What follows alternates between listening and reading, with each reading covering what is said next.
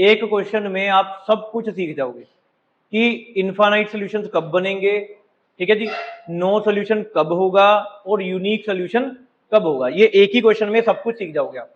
और मैं आपको शॉर्टकट ट्रिक से ही करवाने वाला हूँ ये वाला क्वेश्चन। करें, स्टार्ट करें ये वाला क्वेश्चन।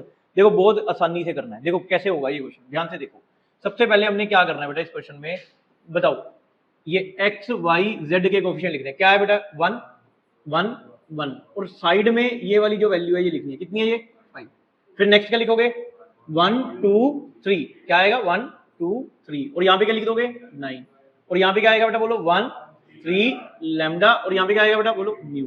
तो क्या ये आपको समझ में आया। अब हमने क्या देखा हुआ है, रो एक्लन फॉर्म जो जिसका हम नाम बोल रहे हैं बार बार, उसमें हमने सबसे पहले इस पोर्शन और इस पोर्शन को जीरो बनाना है।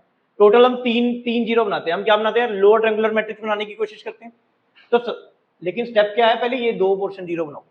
बड़े आसानी से जीरो बनेंगे, कैसे बनेंगे बड़े आसानी से जीरो, सभी को पता है क्या लिखेंगे, row 2 minus row 1 and row 3 goes row 3 minus row 1। तो करेंगे क्या बेटा, देखो पहली रो तो रखेगी एज इट इज, और यहाँ पे क्या आएगा बेटा बोलो 5। अब 1 माइनस 1 क्या आएगा 0, 2 माइनस 1 क्या आएगा 1, 3 माइनस 1 क्या आएगा 2, 9 माइनस 5 4, 1 माइनस 1 क्या आएगा 0, 3 माइनस 1 क्या आएगा 2, ये बन जाएगा लैम्डा माइनस 1, और यहाँ पे क्या आएगा ड्यू माइनस 5, ये बन गया। अब लोअर ट्रायंगुलर के लिए ये दो तो जीरो बन गए, अब इसको जीरो बनना जरूरी है सर। अब इसको जीरो बनाने के लिए हम कभी भी रो 1 की हेल्प नहीं लेंगे, क्यों, अगर बेटा मैंने रो 1 की हेल्प ले ली इसको जीरो बनाने में कि रो 1 को 2 से मल्टीप्लाई करो, ये तो जीरो बन जाएगा, लेकिन ये वाली जीरो हमारी क्या हो जाएगी, खराब हो जाएगी। इसलिए ये यहाँ पे जीरो बनाने के लिए हमें सिर्फ किसकी हेल्प लेनी है, रो 2 की हेल्प लेनी है। अब रो 2 को किससे मल्टीप्लाई करूं, 1 को किससे मल्टीप्लाई करके इसमें से माइनस करूं, ये जीरो जीरो बन जाए 2 से। तो क्या एक्सप्रेशन लिखूंगा इसके लिए बोलो, हाँ जी क्या एक्सप्रेशन आ जाएगा बोलो, row 3 goes row 3 minus 2 times of row 1। हाँ जी बताइए क्या बन जाएगा, 1 1 1 0 1 2, इसको तो कोई फर्क नहीं पड़ने वाला, यहाँ पे आएगा 5, यहाँ पे आएगा 4, बट यहाँ पे क्या आएगा 0, 2 माइनस 2 कितना हो गया 0, और यहाँ पे इसको 2 से मल्टीप्लाई किया 4 हो गया, इसमें से माइनस कर दो कितना बन जाएगा लैम्डा माइनस 5, और यहाँ पे क्या बन जाएगा म्यू माइनस 5 माइनस 8, तो म्यू माइनस 13।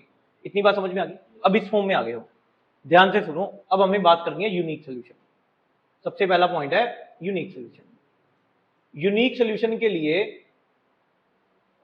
लेफ्ट साइड इसको कहता हूं मैं, ये देखो इधर देखो, मैं कह रहा हूं इसको लेफ्ट साइड और इसको क्या कह रहा हूं राइट साइड। ये लेफ्ट साइड है मेरी और ये राइट साइड है।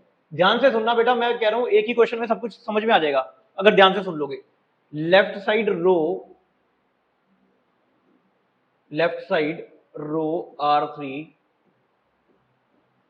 all elements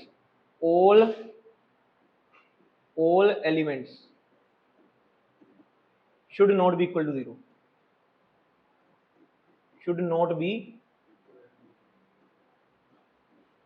equal to 0। तो beta should not be equal to 0 मतलब इसके बारे में बात बाद में करेंगे, इसके बारे में करो चाहे ना करो बात, सिर्फ इसमें लेफ्ट साइड वाली जो रो R3 है ना वो सारी जीरो नहीं होनी चाहिए। ये देखो ये तो हमने अपनी तरफ से जीरो बनाया, तो सिर्फ कौन रह गया, ये रह गया, तो इसका मतलब लैम्डा माइनस 5 क्या होना चाहिए, नॉट इक्वल टू 0। तो लैम्डा की वैल्यू कितनी आ गई, नॉट इक्वल टू 5। इतनी बात समझ में आ गई, lambda should not be equal to 5 for unique solution. एक मिनट वेट करो। हाँ जी फॉर नो सोल्यूशन, ध्यान से सुनना, नो सोल्यूशन के लिए क्या कह रहा हूं मैं, नो सोल्यूशन के लिए ध्यान से सुनो। Left side row R3 should be equal to 0, should be equal to 0, but